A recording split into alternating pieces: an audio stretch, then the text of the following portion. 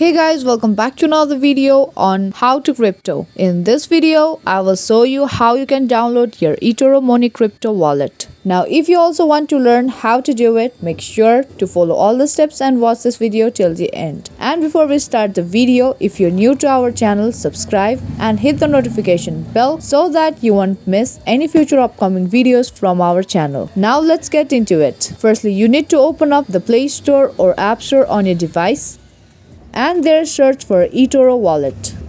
And once you found it, tap on install button and there your app will be starts to install. Now there you can see your app has been already downloaded and installed to your device. Now you can tap and open up the app, and now you can tap on sign in button to get logged into your account. Now that was the quick and easy video on how to download eToro Money crypto wallet on your device. Hope you liked and found this video helpful. If you did, make sure to give this video a thumbs up and subscribe to our channel. I will be back with more videos like this. Thank you for watching.